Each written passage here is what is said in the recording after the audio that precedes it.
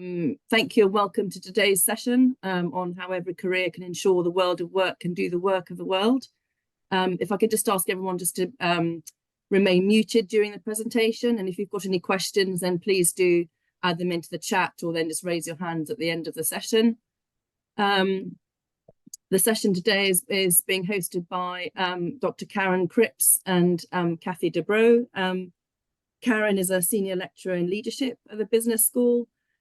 She has a long-established teaching profile in sustainability leadership and management, and her practice is aligned with the United Nations Principles of Responsible Management Education, for which she's Secretary for Prime UK and the Ireland Chapter Steering Committee, co-lead for the London and South East Regional Network, and an ambassador for the Prime Global Sustainability Mindset Working Group.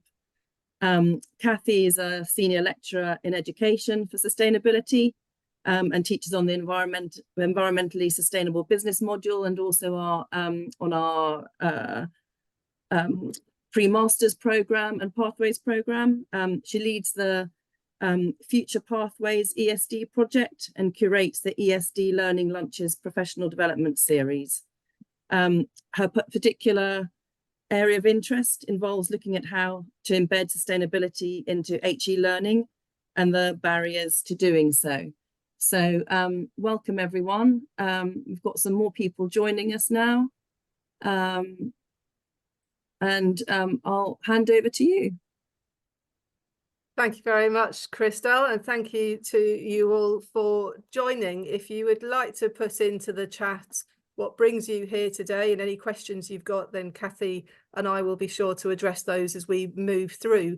I will be delivering the first part of the session and Cathy will then take over, and then there will be time for any questions and discussion at the end. And thank you, Christelle, for that fine personal introduction. I don't have anything further to add other than to reiterate how our presentation today is very much rooted in the work of Prime. That's the Principles for Responsible Management Education. If you're not aware, Oxford Brookes Business School is a key signatory of Prime, which is a global network of over 800 business and management schools in a formal relationship inspired by the United Nations, and that it influences all of our work around research and teaching and what we're talking about today with regards to sustainability and career development, employability. I will begin by discussing some of the concepts from the literature around what's understood by a sustainable career, why it's important to think about the concept of sustainability when talking about career development, and then moving more into some of the practical aspects of what kind of sustainability competencies and mindsets do individuals need, and what's the role of organisations in enabling individuals to develop those competencies and mindsets, and indeed education sector in enabling the talent development of the workforce for the future. And that will then move into a very individual level perspective of what we can all personally contribute. So if you haven't heard of the boom in the green jobs economy, it is causing a revolution in business models. Sustainability is becoming increasingly relevant to all business functions.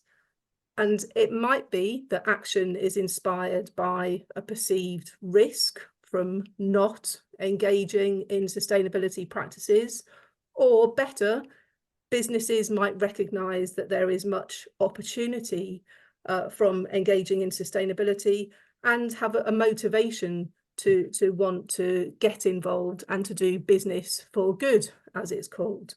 So there are all sorts of new roles, new jobs being created, which of course leads to a whole new skill set that's required. And across the globe, there is a mismatch between how many jobs are available and the talent that has the capacity to fill those jobs. There is a talent gap in terms of the growth in the green economy. So this means that our students today, the workforce today, are well placed to start developing these skills, these mindsets, these competencies, and to be able to leverage those to develop their career and contribute to this growth in the green economy. Although in the next slide, I will be explaining how we see this as much bigger than green. We will be taking the much broader perspective of the growth in sustainability, although much of the terminology that you see reported refers to green, it's equally applicable to the wider perspective of social sustainability. But the key point to remember is that there is a great demand for green skills. And this requires us as an educational institution and us as influencing policy making to ensure that we are doing the right thing and equipping our students with the skills that are needed to be able to contribute to what's needed at planetary level and to make the most of career development opportunities available. So I mentioned that we are talking much bigger than green alone. We are looking beyond the environmental aspects that are associated to sustainability. Here you see what's called the wedding cake model of the Sustainable Development Goals. And this is a really nice way to understand the whole picture of sustainability, because at the bottom of that foundation, you've got to have the strong layer of the environment preserved, protected, regenerated. And when that is restored and respected, regenerated wise, then societies can flourish, people can flourish, and then economies are able to grow. And there can be some critique around that perspective of economic growth, but we are viewing this very much as responsible, decent, fair, equitable growth for all. And the proposition that we're working from here today is that the Sustainable Development Goals are relevant to every single job, role and profile, or they should be. And that's good for organisations, it's good for the planet, and it's also good for us as personal individuals, because we can then have meaning in our career. There is an organisation called 80,000 Hours, and it says we spend 80,000 hours of our lives on our career. So we want to be able to spend those in a way that brings us personal meaning and is having a positive impact on the world by addressing the world's most pressing problems, whether those are the environment, the society, or fair, decent economic growth. So as we're talking about sustainability, these are the kind of terms that you might see referred to in the media, in your academic studies, and we are looking at sustainability from the broad perspective of people, planet, and profit. And to move in now to think about, well, how do those concepts of sustainability relate to careers? What you see here is a definition of the literature where it talks about sustainable careers tends at the moment to come from the perspective of sustainable meaning long lasting. So if you're familiar with the early definition of sustainable development being around the Brundtland Report and preserving resources for current and future generation needs, then yes, this is about the role of employment in preserving resources. So that's working from the perspective that business, the purpose of business is to produce profitable solutions to the problems of people and planet. That involves fairness, equal priority for all people. And that's what's reflected in equality, diversity, inclusion standards within organisations. It needs social, technological innovation that leaves no one behind. And it needs to recognise that we are all interconnected. So that's where we see ourselves as educators, higher education institutions, working with organisations, policymakers to understand what the world needs and what our role is in enabling our students and our research functions to contribute to jobs now and jobs of the future. We are very fortunate at Oxford Brookes because one of our entrepreneurs in residence, Ollie Coles, runs this organisation. He's the founder of this organisation called Window that enables graduates. It was launched, it was designed from the premise of being able to help graduates looking for jobs to be able to understand the sustainability performance reports of large organisations. And so this website enables you to look at a very visually appealing and easy to understand way to compare different organisations' sustainability, which is so helpful for students in being able to choose those organisations that they want to work for, that share their own values around sustainability performance. And it's also, as you can see here from the values that are listed, this is a really nice way in which to understand the broad picture of sustainability, that yes, it's about the climate and the environment in the top two tick boxes there that you could look at to understand company reports. And it also very much encompasses the social equality dimensions of sustainability. Taking a step back into the academic literature, when you look at what's talked about around sustainable careers, sustainable, they're mostly being used in the context of maintained over time. You see these four components. First of all, if I look at the one at the bottom, actually the context, because that relates to the image at the bottom.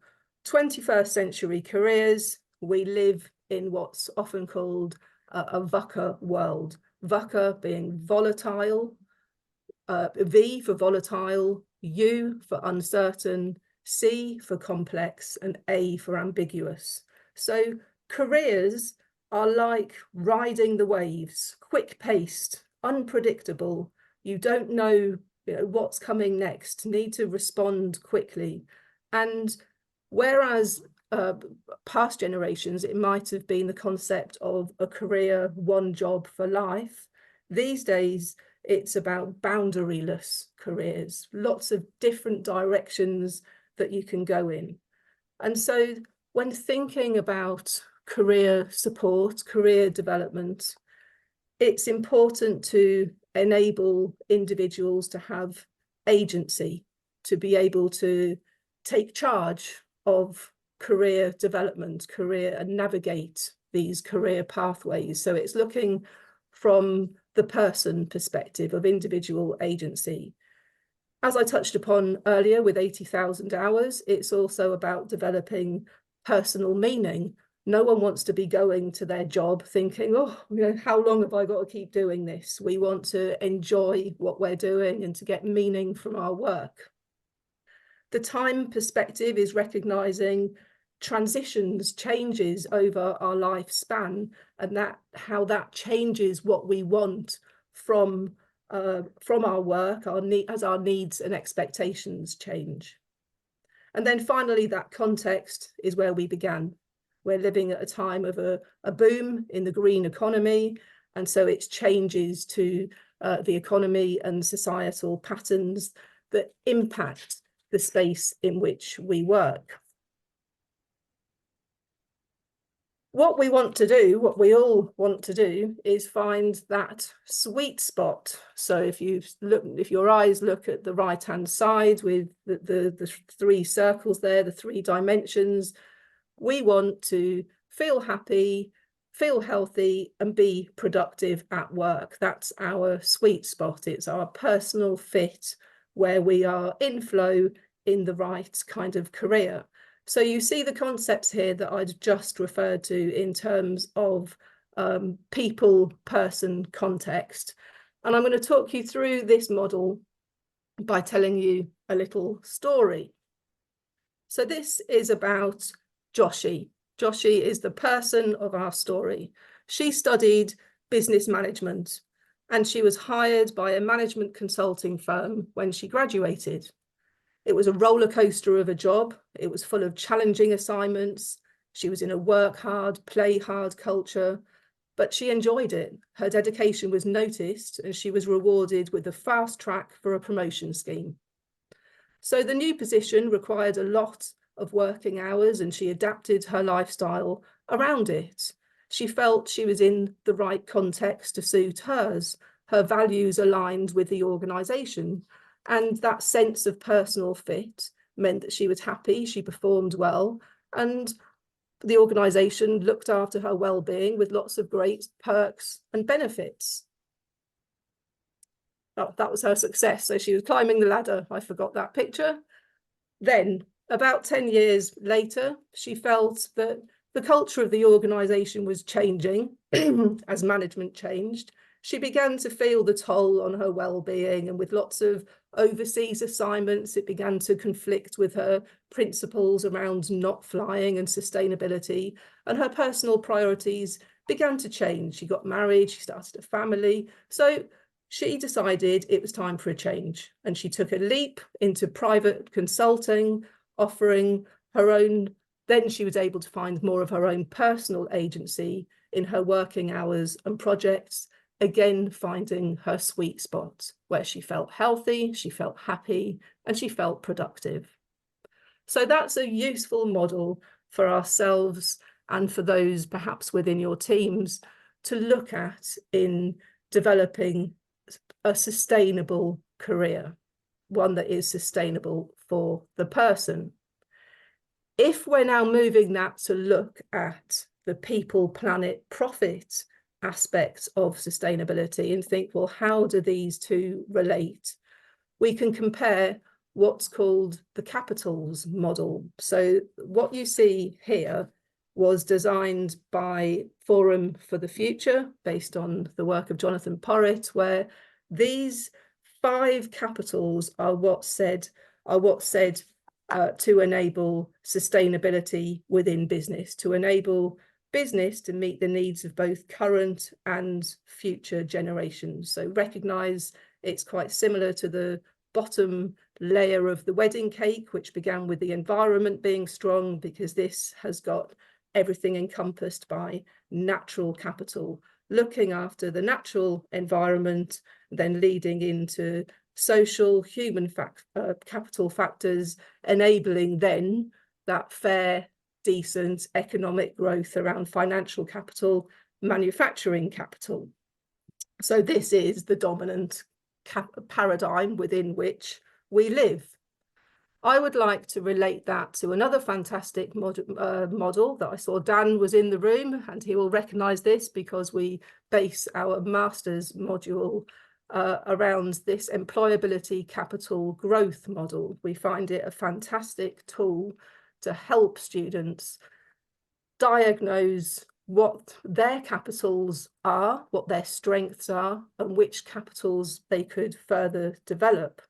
And so there are some very clear interconnections between the model, because you can look at the manufactured capital, which is, we could see this as similar to the scholastic level of capital, where people accrue qualifications, and the more qualifications, the greater your employability capital.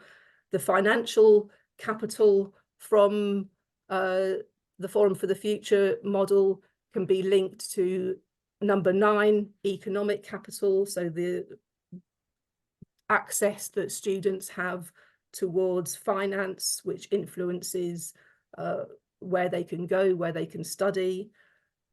Back to the Forum for the Future model, if you look at social and human capital, well, that's very clearly relating to points number 4 and 5, personal identity and health capital, affecting students' networks, their degree of health, their degree of well-being, and how that influences their approach to employability.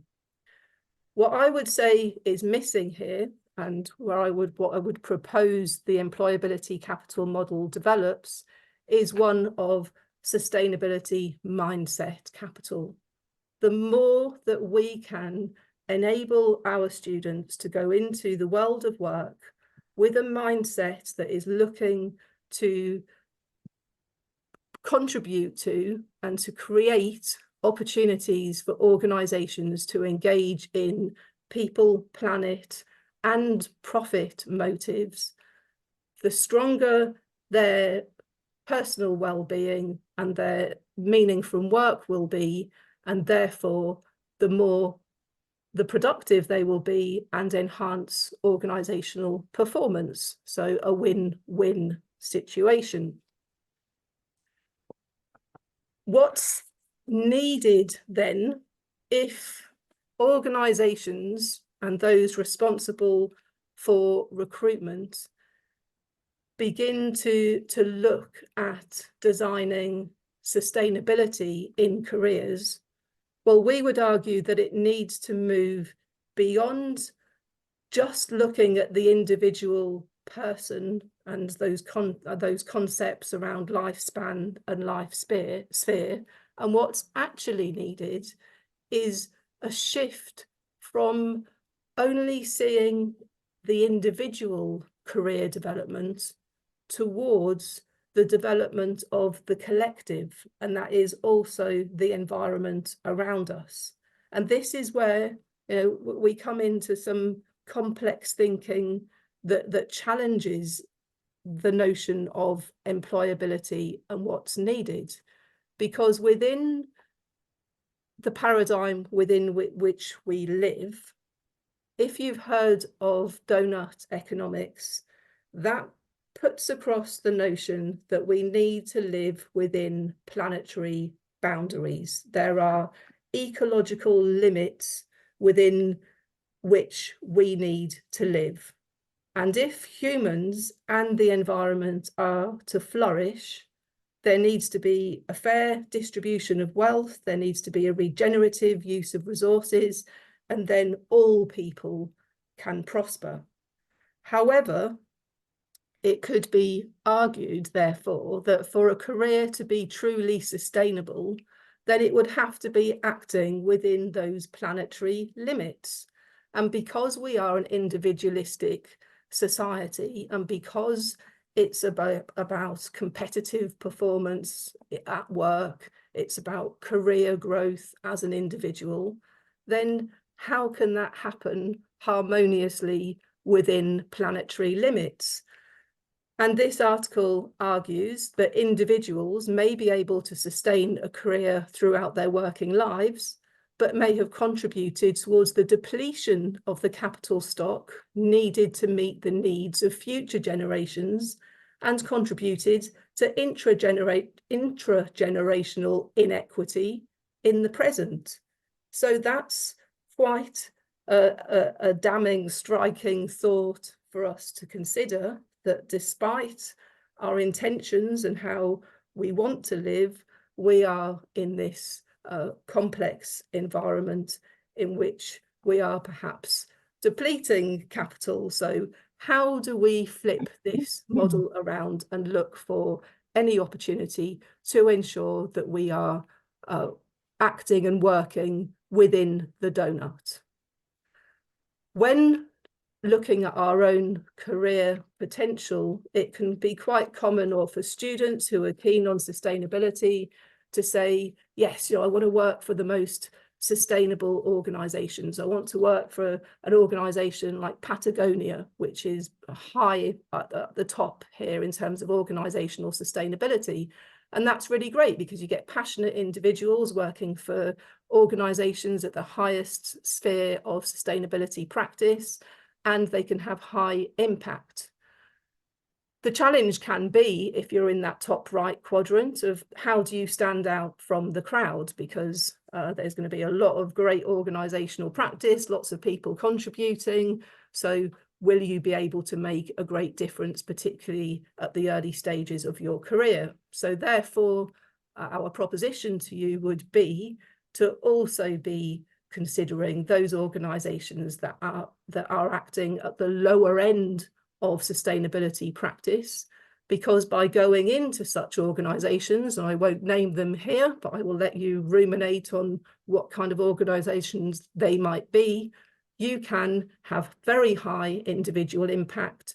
You can look for lots of quick wins. There will be lots of opportunities to make a difference, particularly if you're in a global organisation and you just make a marginal change that can have significant impact.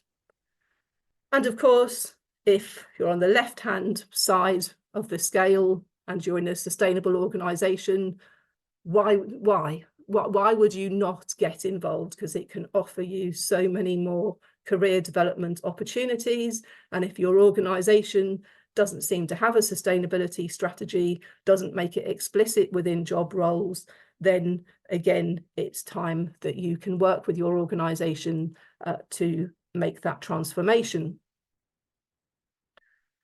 Looking now, just briefly before moving on to Cathy, at some of the skills around sustainability, it's nice to recognise that there is indeed a boom in the green economy, and that's got all kinds of technical, functional jobs associated to it. But just as important are those soft skills. So the Quality Assurance Agency has very recently, in the past week, released its new definition of what those sustainability competency skills are that you see over on the left. So that's a very, you can see how transferable those skills are across sectors, across any type of business, from large to small.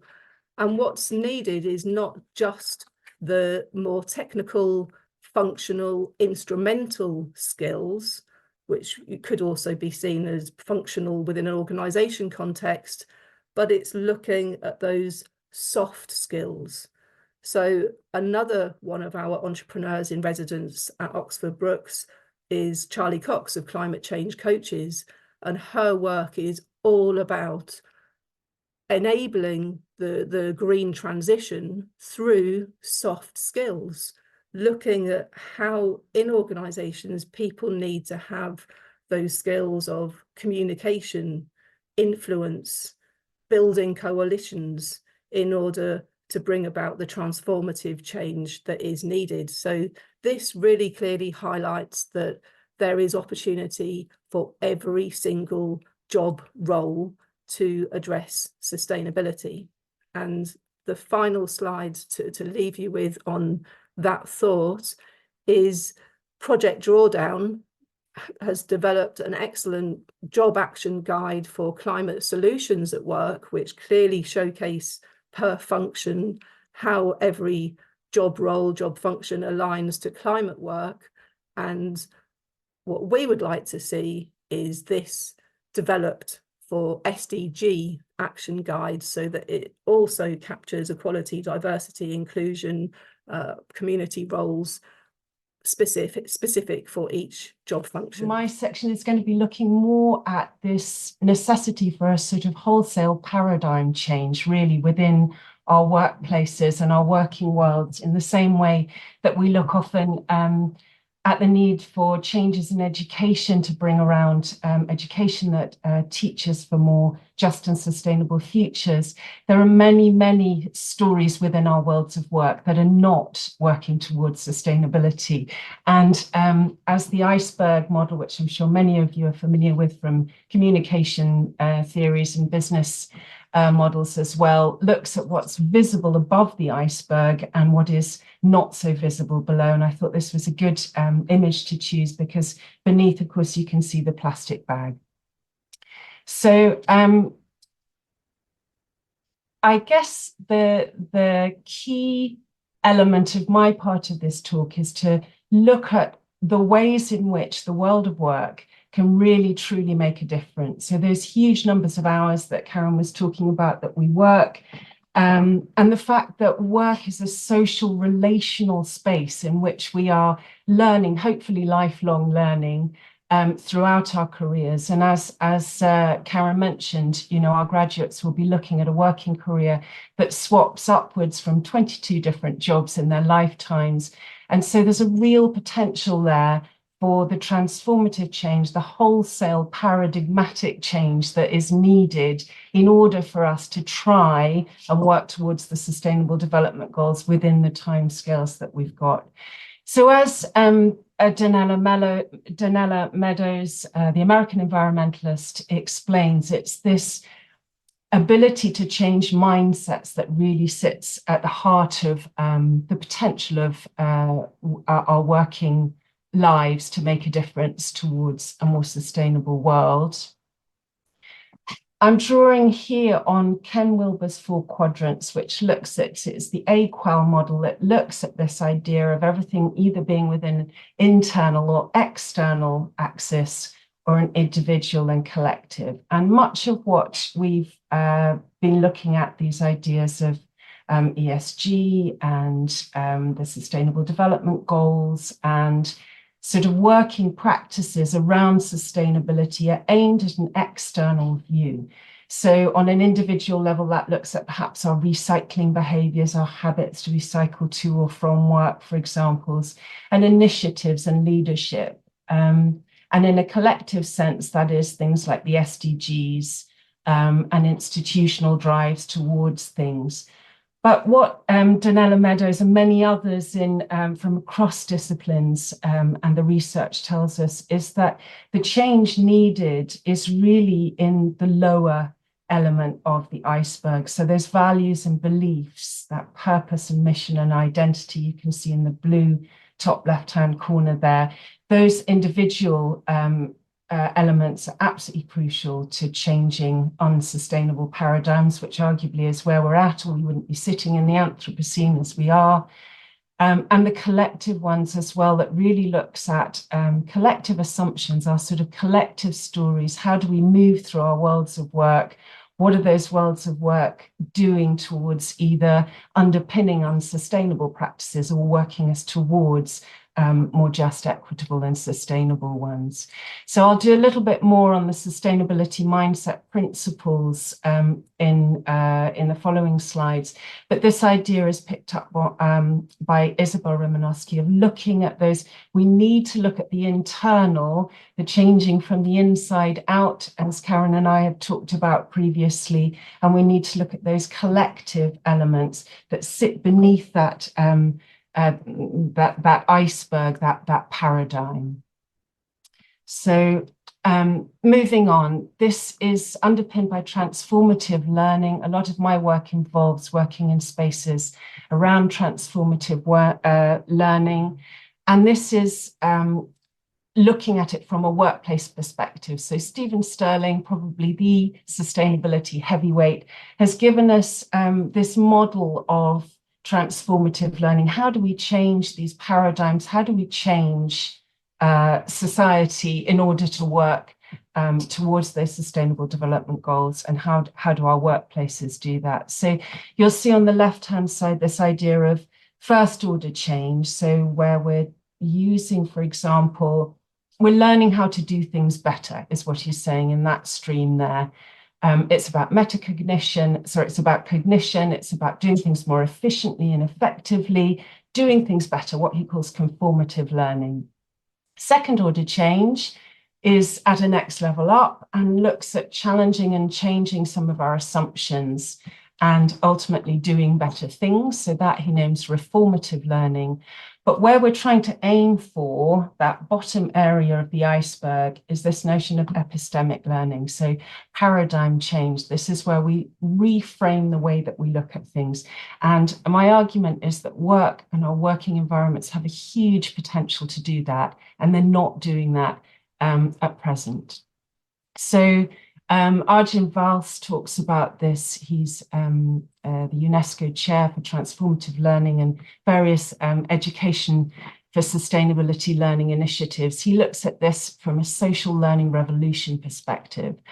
And this is also supported by the idea of unlearning unsustainability. So not just looking at what can we do to make our workplaces and our careers more sustainable, but what do we actively need to unlearn in order to get there? It requires relearning and reclaiming approaches that are more sustainable and life-affirming, and new learning that has potential to sustain human and natural well-being into the future. So those elements from Sterling sort of form a bedrock to thinking about the workplace as a potential for massive, wholesale, paradigmatic change and unlearning unsustainability. Another academic that looks at this in a really interesting way from an ecolinguistics perspective is Aaron Stibbe. And this applied to the area of work looks at transforming what he calls the stories we live by. So in other words, those paradigms that propel and maintain unsustainable narratives. So some of those are the economic stories. So hockey stick growth curves, for example, don't fit within that donut model that Karen was introducing us to. Built-in obsolescence, for example, within products. Homo economicus, the idea that man is, singularly looking for economic and personal benefit in things. Nature and the environment, articulated as negative externalities in business contexts.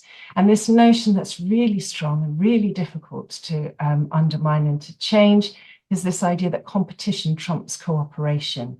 So instead of looking at the potentials for collaboration and partnerships and working together cooperatively and collaboratively with people, competition and how we can get first and how we can get ahead and so forth is headlined in the paradigms that are around us at the moment. In terms of social stories, there's some really strong narratives around the fact that humans are selfish, self-seeking, self-focused. We had lots of illustrations of that not being the case just through COVID, did we not? And an organisation I'm going to speak about in a little while is called the Common Cause Foundation, that look at the values perception gap, how we, in brief, how we tend to look at ourselves and others, and we judge that others have much less pro-social and pro-environmental inclinations that we do. In other words, others don't really care. I'm the only one that does, sort of thing. So that is supported in a lot of literature and is a narrative, is a story that we live by. Individualism that Karen mentioned earlier, this notion of ourselves as consumers instead of citizens, and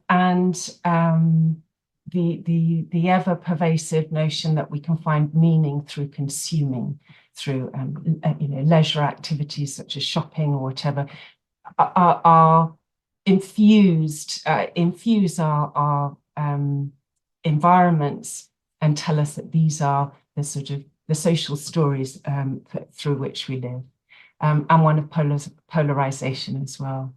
Moving on to environmental stories, I think this notion that we are separate from and superior to nature. Nature is an infinite resource that we can use. We have these take, make, waste scenarios in many of the working environments, and pricing nature over valuing nature. So Stibbe's point here is that these permeating stories through society and through our world of work and how we move in employment and business are really, really damaging. And these are the stories that we need to think about unlearning. One of the ways that we can do this is through developing sustainability competencies. You can see here, this is an infographic on UNESCO's 8 sustainability competencies. There are many, but these are distilled from a very broad range of environmental education, education for sustainable development, and education for sustainability literature. And they look at these sort of really core competencies that Karen was speaking to earlier, soft skills, but also these really important ideas of collaboration and normative competency, that putting your finger in the air and saying, is that okay? Is that good for people and planet? Or should we be doing this differently? I don't have time to go through all of these here, but they are connected to this idea of transgressive social learning, which may seem a little bit of a sidestep from careers and sustainability, but are actually intrinsic to changing that paradigm. So being able to change underlying values and principles is part of dismantling those systemic dysfunctions that have got us into the biodiversity, social and climate crises that we're facing. So that looks at employing normative competencies and futures thinking and systems thinking, again, looking at that VUCA world that Karen was talking about earlier. We need to identify business as usual within our working spheres, things that normalize growth thinking, individualism, inequality, and the other examples that you can see there. So that idea of really questioning the world around us and in order to change it. We also need to unearth and uproot these mechanisms of exploitation, oppression, extractivism, etc. And this, in a way, is a sort of inversion of what Karen was saying when she talks about how we need to look towards equality, diversity, and inclusion to underpin sustainability work. That necessarily involves picking out and dismantling and hospicing these particular examples. So moving on, my slides will move on. Yes, okay. So another area that's really important and is encased in the way that we work is how do we as workers and in the workplace present and practice values? So very often we talk about sustainable development goals, and we talk about sustainability initiatives, but those deep values that are often beneath the surface, often beneath our conscious awareness, are really, really important. And the Common Cause Foundation here looks at this fascinating idea of how universal values, these are taken from across multiple different contexts and cultural contexts. They've been tested in, I think it was 79 different countries across the world. And these were distilled, these ideas of different values and value sets. And essentially what the Common Cause Foundation work does is explain that values that are close to each other on the values map here are easy for us to prime simultaneously when we're working or when we're with other people. And those that are far away from each other on the map are very difficult to hold simultaneously in our minds. So this tells us a lot about how those stories that we looked at earlier have a negative impact on our ability to be able to do or to drive sustainability initiatives. So values are really, really important. We need to be engaging values in the workplace, looking at what values, highlighting values that are valuable for sustainability, but also identifying those that are less so. The Common Cause talks about dancing around the values map. Just to sort of clarify, it's not saying that achievement and power are negative values, but that it's very difficult to hold power values in our minds and act on them at the same time as, say, for example, the benevolence values of honesty and helpfulness and responsibility. So I guess what I'm trying to do on this slide is really bring to the fore how we need to be looking in our workplaces at the values and the value sets that work and our working practices are promoting. Another framework that really can help that I started introducing earlier is the sustainability mindset principles. So Isabel Romanowski is a researcher and an academic, a writer, who has brought together the learnings from researching a group of CEOs and leaders in business who have really done extraordinary things in terms of social and environmental sustainability within their workplaces. And what she did was try and distill what it is about them, what particular principles could be, if any, could be extrapolated from all of their different work, and if so, how could she represent these? And the sustainability mindset principles are a demonstration of this. And you'll see on the left-hand side, we've got 4 quadrants that look at these 4 key areas. So systemic thinking, thinking ecologically, thinking with emotions. A really important part of engaging people with sustainability and their values is to acknowledge emotional engagement. And strangely, for the business sector, spiritual intelligence, this idea of purposefulness, mindfulness, oneness with nature was really important to all of these sustainability champions in their particular business fields. I'm aware of the time, so I'm going to move on to really this slide is looking at how do we encourage workplaces and how do we make the world of work somewhere that does actually champion change. And I think it's really important. Transformative learning theory looks a lot at the challenge involved in that, what Shakespeare called the rub, the difficulty involved in moving from one paradigm, dismantling it, hospicing it, and moving into the next. And on that movement are pioneers who help those systems change. It's important, I think, and helpful to note that that process is challenging, it's messy, it's iterative, it necessarily has to be collaborative, and is a mindset. I've got this little figure here with a heart and a mind, because I think it's also about heart set. It's about engaging people personally and emotionally and what they value and what they really care about and want to do in order to effect those changes and unlearn unsustainability. Examples of this in action are things like social entrepreneurship, social innovations, situated collaborations like our colleague, Dr. Saman Jamshidi Farad, who's opened this many wonderful food larders down the road that connect the environment and students and the local community, sustainability initiatives and social justice areas as well.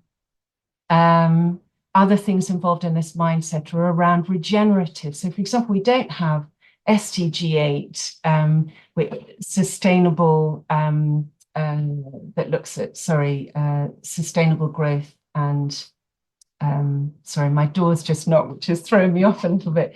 SDG 8 looks at economic growth.